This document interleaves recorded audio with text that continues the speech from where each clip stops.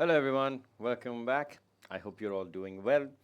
In this lesson, we are going to discuss how an entrepreneur gauges the risk that he's about to take when he's starting a business and the sort of rewards that he expects at the end of the whole exercise.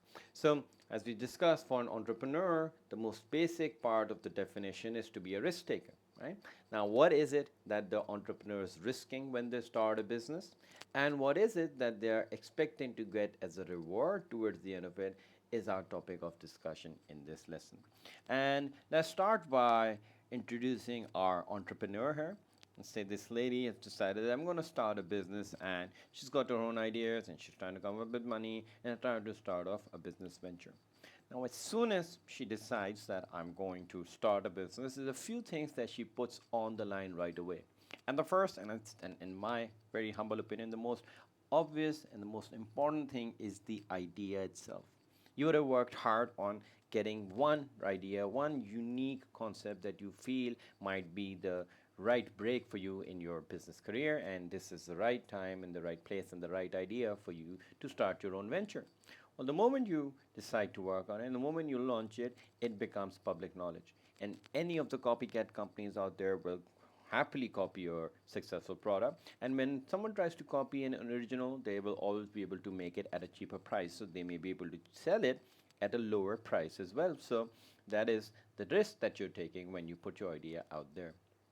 Secondly, of course, the whole idea of taking risk is to put some money down. So the capital, the finances that you managed together are also at risk of maybe being lost completely or doubling in size. So you're taking that risk financially. And you will remember that this is not always your own money. You may have to ask your friends, your parents, perhaps people you didn't know and became investors in your company. So there's a lot of collective risk as well when you start a business with the help of others.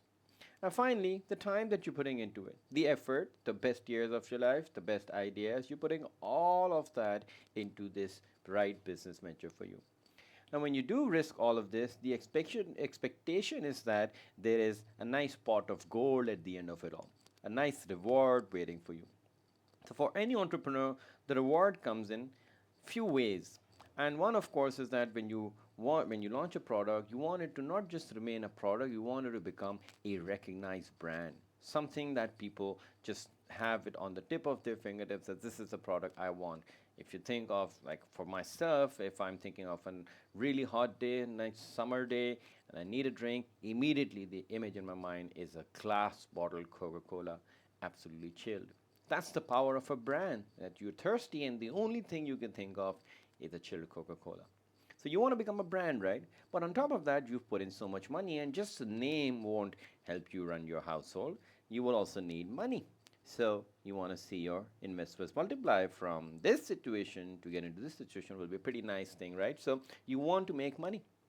And with more recognition and more money for you, the time that you put into it should become a little more rewarding time.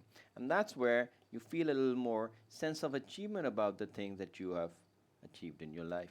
So it's a combination of things that the business wants. Of course, you as an entrepreneur, you want to be known for providing something to the world that no one has done before. Mr. Elon Musk, for example, brought the electric cars and they're on the road, and the Teslas and the auto drive. So all of that has made him a household name as well as a Tesla.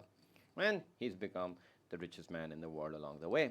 I'm sure he feels pretty satisfied about that situation. So for any entrepreneur, there's a lot to risk, but the rewards are what you're in it for. So the type of risks that a business would face could be of two types. One of them is an internal type of risk. The other one is called the external risk. Now, the internal risks are those risks which come about because of a miscalculation, perhaps on the entrepreneur's part.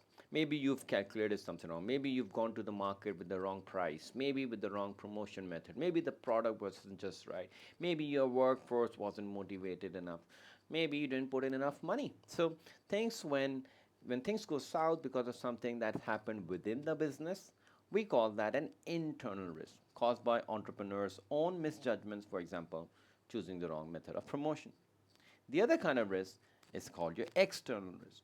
Now, external risk is beyond any entrepreneur's control. This is because something happened in the dynamic external environment. For example, COVID-19 pandemic meant that businesses had to close down, so they had to think of new ways and maybe lower their expectations of the amount of revenue and profit they'll be able to make for that year. Right? It's beyond your control, but you still had to respond. Now, whatever type of business you're taking part in, maybe a sole trader, maybe a huge public limited company, and whatever the size of it, there's always risk involved. There's no such thing as a no risk business venture. There might be low risk, there might be high risk, but there's risk all the same. But the thing about risk is that, and this is really the main idea, the central point of risk and reward, is that there is never a low risk and a high reward strategy.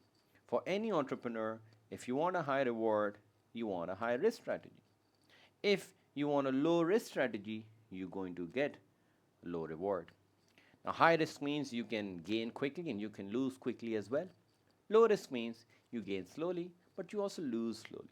So, it's not wrong to have a high risk strategy. Some entrepreneurs may be happy to do that because they are chasing the higher reward. But then again, they must be ready for a quick downfall as well if things go south.